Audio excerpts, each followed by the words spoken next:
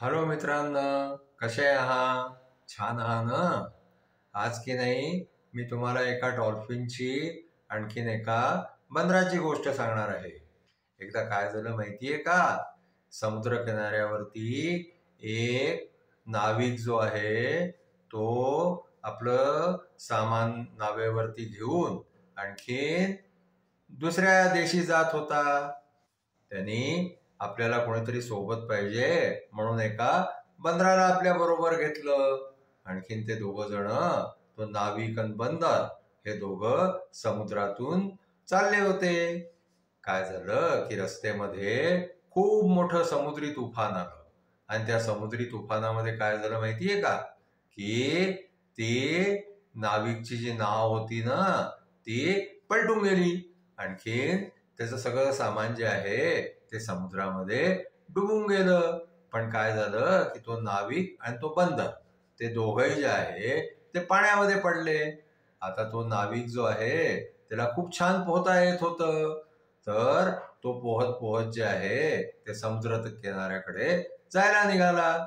आणखीन या बंदराला जे आहे ते थोडं पोहायला कमी येत होतं, तर तिथे समुद्रामध्ये एक डॉल्फिन होती.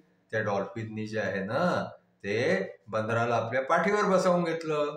आणखीन ती त्याला जे आहे ते समुद्र किनाऱ्याकडे घेऊन जायला लागली. आता काय झालं माहितीये का, ती डॉल्फिन जी होती ना तिला असं वाटलं की आपण आपल्या पाठीवरती एखाद्या माणसाला बसवलेलं आहे आणि त्या माणसाकडून जे आहे ती बरंच काही माहीत करून घ्यायचा प्रयत्न करायला लागली. तिने त्या बंदराला विचारलं की का रे बाबा, तू मुंबईला राहतोस का? तर बंदर हो म्हणाला. हो, मी मुंबईला राहतो. मी एका खूप पैसेवाल्या घरामध्ये जे आहे ते मुंबईला राहतो, असं त्यांनी खोटं खोटं सांगितलं.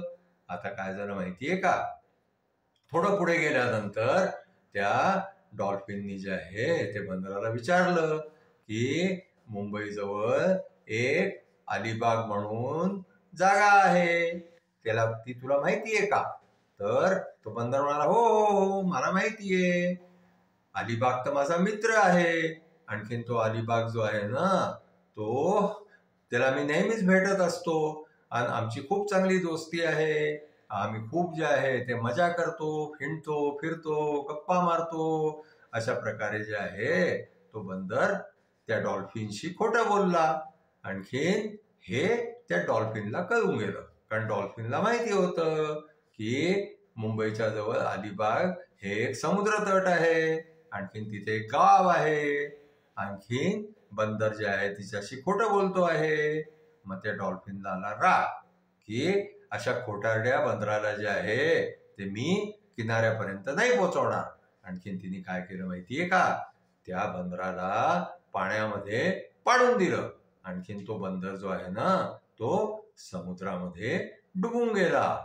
मग काय झालं माहितीये का, या स्टोरीपासून आपण काय शिकलो की आपल्याला जे माहीत नसेल त्याच्याबद्दल आपण कधी काही सांगू नये.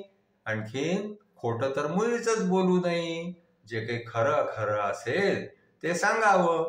म्हणजे आपल्याला मदत करणारं जर कोणी असतं ना तर ते आपल्याला आपली मदत करतं.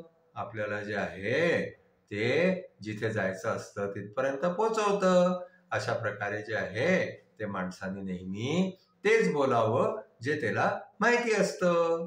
आजची आपली स्टोरी इथेच संपली. तुम्हाला आमची गोष्ट आवडली असल्यास तुम्ही आमच्या चॅनलला लाईक करा, शेअर करा, सबस्क्राईब करा. Thank you.